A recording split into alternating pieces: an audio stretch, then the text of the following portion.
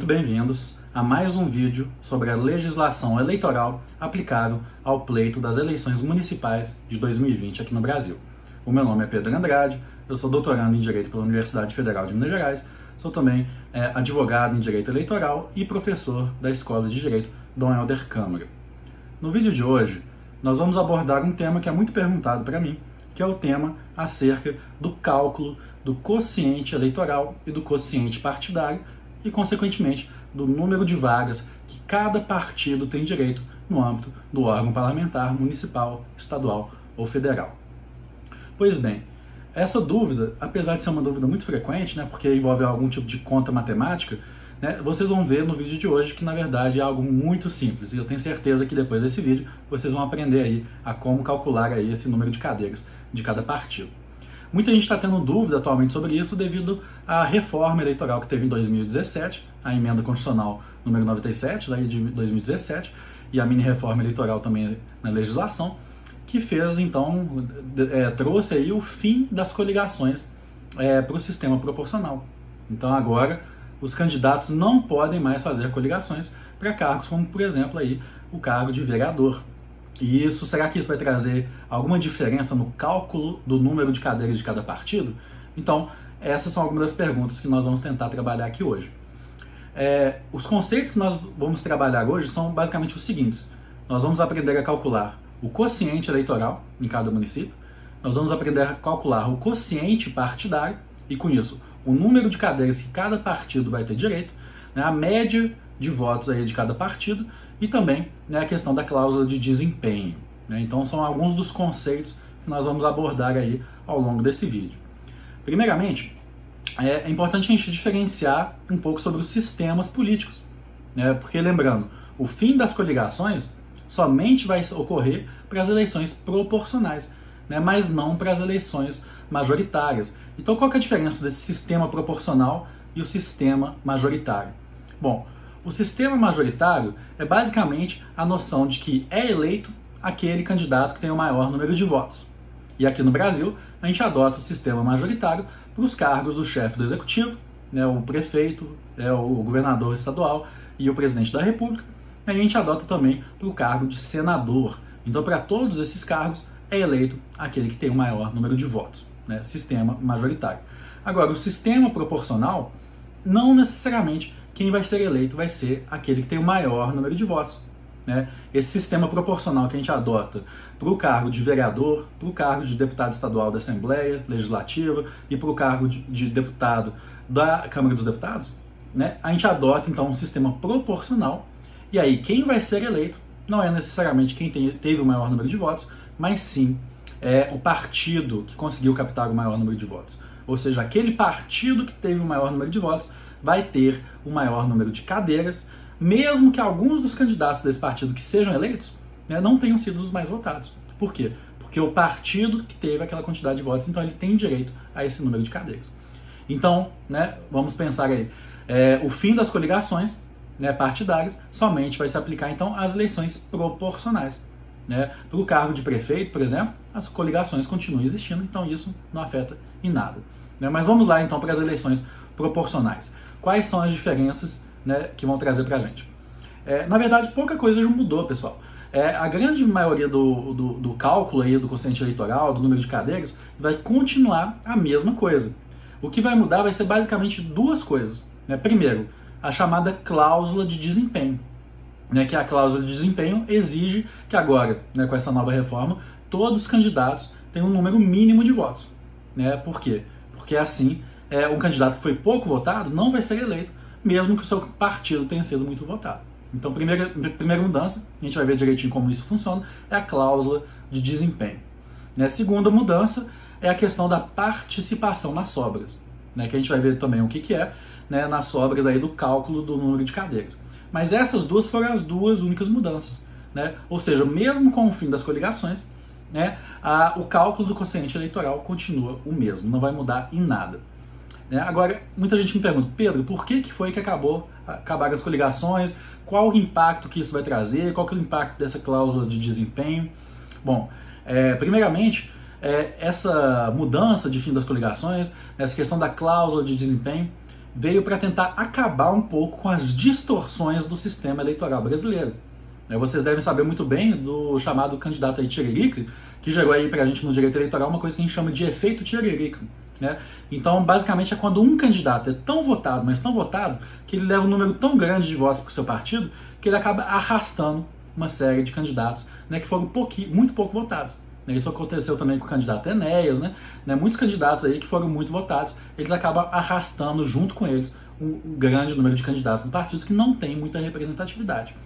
Então, essa mudança ocorreu para tentar acabar com esse efeito Tiririca, para tentar acabar com essa distorção do sistema eleitoral. Então, com essa mudança, qual que é a grande consequência disso? A grande consequência é que aqueles partidos pequenos, que tiveram poucos votos, eles vão ter uma maior participação nas eleições.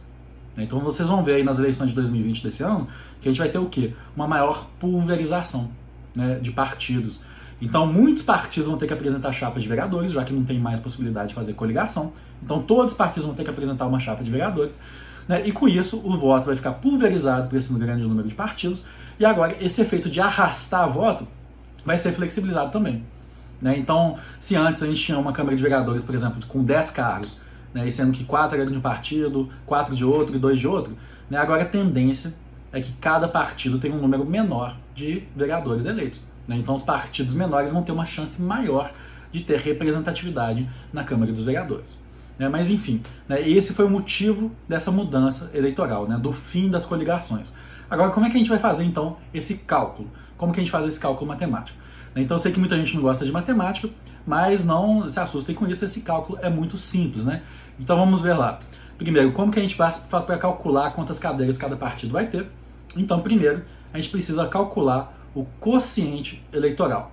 Esse quociente eleitoral, aqui nas eleições municipais, vai ser basicamente o seguinte: o número de cadeiras para vereadores que cada município tem, o número de votos totais válidos naquele município, dividido pelo número de cadeiras na Câmara dos Vereadores. Então, só para dar um exemplo, por exemplo, num determinado município teve 10 mil votos válidos. Então, desses 10 mil votos válidos, como que eu calculo o quociente eleitoral?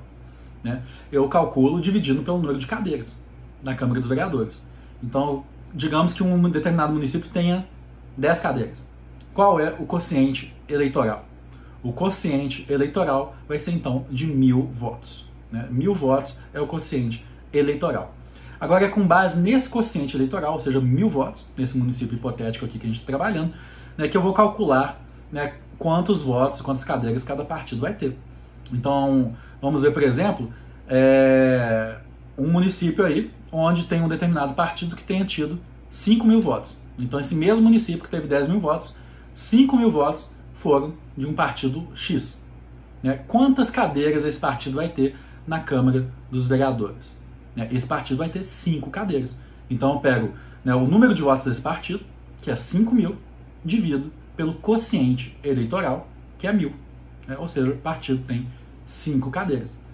Quando é um número redondo, assim, é muito fácil de calcular. O problema é quando tem a sobra. A gente vai ver direitinho como que funciona isso. Agora, é também com esse quociente eleitoral, que nesse caso aí do nosso município fictício é 1000, correto? 10 mil dividido por 10 cadeiras, 1000 votos. É com base nesse número de 1000, que eu calculo também a chamada cláusula de desempenho, que aí é uma nova regra aí das novas eleições. A cláusula de desempenho é basicamente o seguinte: vai dizer que só pode ser eleito vereador um candidato que tenha tido 10% dos votos do quociente eleitoral. Então, se o quociente eleitoral nesse nosso caso fictício é 1000, a cláusula de desempenho vai ser 100. Então, 100 é o número mínimo de votos que um candidato deve ter para poder ser eleito. Então, digamos que nesse partido aí, que vai ter direito a 5 cadeiras, todos esses 5 candidatos mais votados desse partido, em tese, poderiam ser eleitos.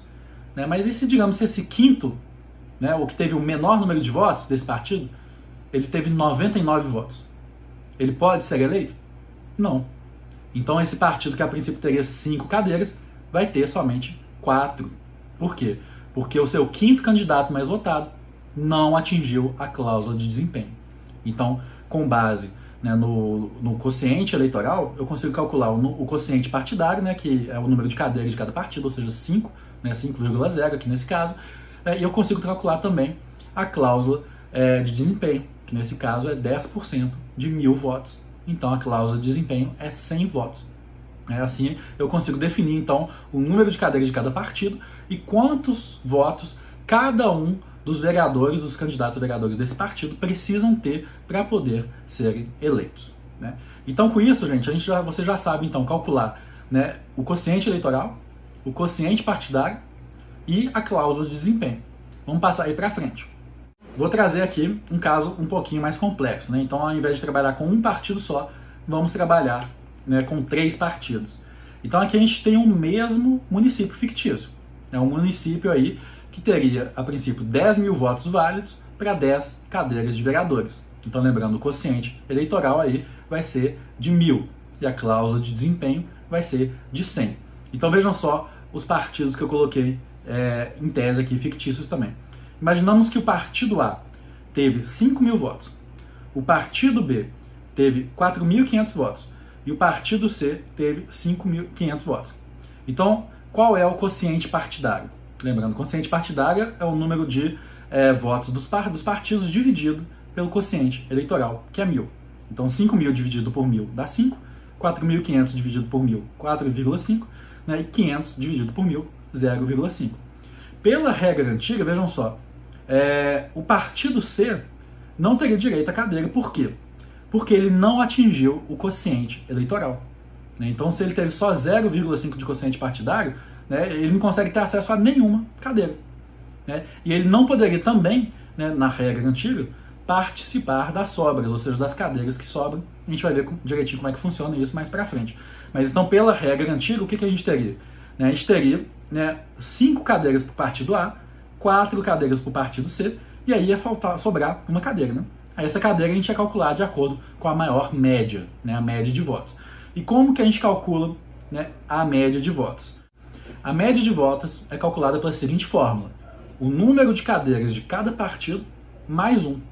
Né? Então você divide o número de votos desse partido por esse número. Então, por exemplo, se o partido A teve 5.000 votos, nós devemos dividir, né, 5.000 pelo número de cadeiras mais 1, ou seja, 5 mais 1 dividido por 6. Né? 5.000 dividido por 6, 833. Né? Partido B, 4.500 votos. Número de cadeiras mais 1, 4 mais 1, 5. Então, 4.500 dividido por 5, 900. Partido C, 500 votos. Número de cadeiras, 0. Né? 0 mais 1, né? 1. 500 dividido por 1 dá 500. Então, com essa fórmula aqui, né, número de cadeiras mais 1, eu consigo calcular a média de cada partido. E é com essa média que eu vou calcular para quem que vai essa vaga de vereador que sobrou. Então, lembrando, eu tenho 10 vagas de vereadores. O partido A ficou com 5, o partido B ficou com 4, mas sobrou 1. Né? O partido C não fica com nenhum porque não atingiu o quociente eleitoral. Né? Quem que ia, né, ficar com essa vaga que sobrou? O partido B, porque ele tem a maior média. Né? Ou seja, pela regra antiga, né, o partido A e o partido B teriam, né, 5 votos cada um, 5 cadeiras cada um. Agora, o que mudou na nova mini-reforma eleitoral? A partir de agora, todos os partidos participam das sobras, né, de cadeiras. Ou seja, o partido C, que não atingiu o quociente eleitoral, mesmo assim ele continua tendo direito, então, agora, de participar das sobras. Então, né, participando das sobras, o que eu vou ter?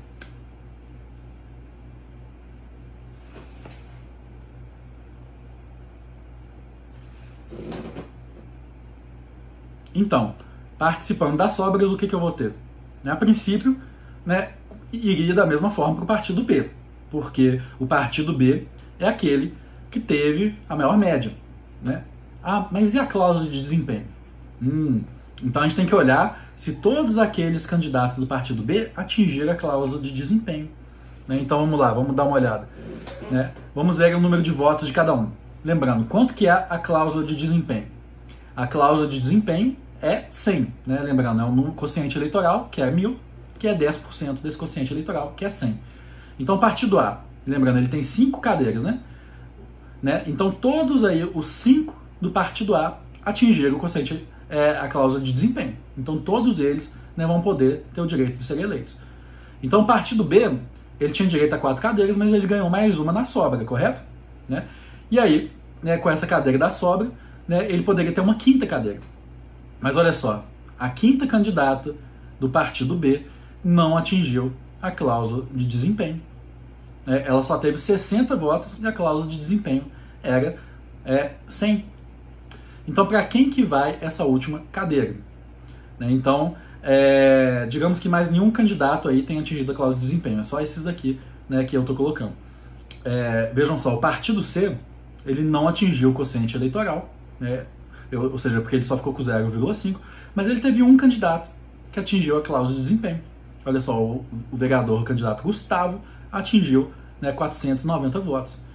Então, para quem que vai essa 10ª vaga aí que tinha sobrado? Né? Agora, como todos os partidos participam das sobras, como tem a cláusula de desempenho, pela nova regra, iria para o partido C. Né? Então, vejam só como que ocorreu agora essa mudança, né, na legislação eleitoral. A partir de agora, todos os partidos, né, vão ter o direito de participar nas sobras, mesmo aqueles que não atingiram o quociente eleitoral, né, e a partir de agora também tem a cláusula de desempenho. Essas duas coisas, aliadas com o fim das coligações, qual que vai ser o resultado? O resultado vai ser uma maior pulverização. Partidos pequenos, que antes não tinham representatividade, mesmo tendo alguns candidatos bem votados, né, por quê? Porque o voto total do partido era baixo, né, a partir de agora eles vão ter o direito de poder ter uma cadeira também. Então agora vai ter uma descentralização do sistema eleitoral nas câmaras de vereadores no Brasil. Então a minha previsão, né, a minha análise pessoal, é que a partir de agora nós vamos ver um maior número de partidos dentro das nossas câmaras de vereadores.